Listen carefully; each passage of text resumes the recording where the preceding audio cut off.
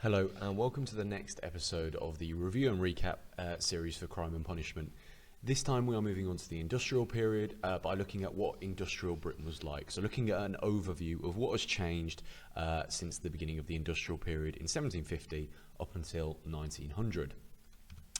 To start off with then, obviously it's called the industrial period for a reason, and that's because you get huge industrialisation and urbanisation. Britain's population rises from 6 million in 1750 to 37 million by 1900.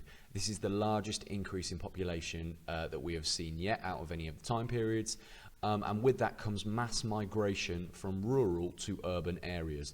In the medieval and early modern period, most people had lived in villages and in the countryside. However, it changes during the industrial period because people start to live and work in towns and cities.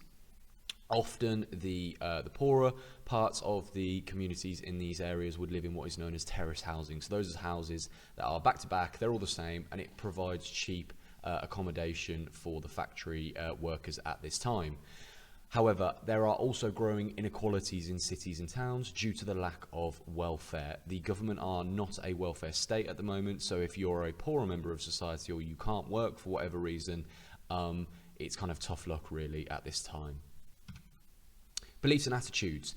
We see a huge shift in beliefs and attitudes at this time. People are still Christian, but you get something called the Enlightenment period, which is where science and rational thought was promoted to challenge traditional methods. So previously in the early modern and medieval periods, if an unexplained event occurred, they would turn to a religious explanation for it. But during this time, we start to use scientific thoughts to try and explain what was previously unexplainable. Literacy. In the 19th century, the government get involved in education for the first time, and this means that all children under the age of 10, attend school. It becomes compulsory. You are breaking the law if you do not send your child under the age of 10 to school. Because of this, more people are literate, they can read and write, so you get more newspapers pop up. And of course, those newspapers like to run stories about crime. For example, Illustrated Police and Penny Dreadfuls are two examples of papers that discussed very violent crimes. And because people are reading these more, they become concerned that crime rates are increasing. Alcohol. Pubs are a major part of British life at the time, and that's because for many it's an escape from the cold, dark, damp slums of the inner city life. The pub would have a good atmosphere, it would be warm, and of course you could have a drink there. However, this often led to addictions in the poorer elements of society, especially gin, because gin was quite cheap at the time.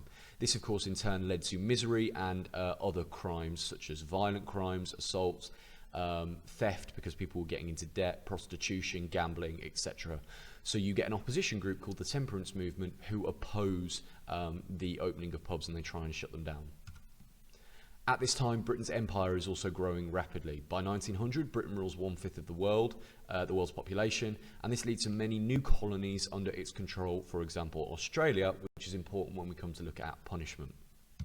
And lastly, you get railway networks. Networks of railways are built in the 1840s, making the country better connected. Stagecoach, therefore, becomes a thing of the past, so therefore there is no highway robbery in the same way that there was in early modern England. The only other change that it's worth mentioning here is that for the first time we get more of a democracy. So people are starting to increasingly get the vote. Men are increasingly, starting to get the vote. There are still property restrictions on it. Those property restrictions and gender equality when it comes to voting is not lifted until the 1920s. Just to finish off then for this episode, the industrial period is a time of huge change, probably one of the most significant time periods in terms of change. Much of the Britain that we see today around us was shaped in this period, and of course this has a knock-on effect on crime, punishment and law enforcement, which we will explore in later episodes.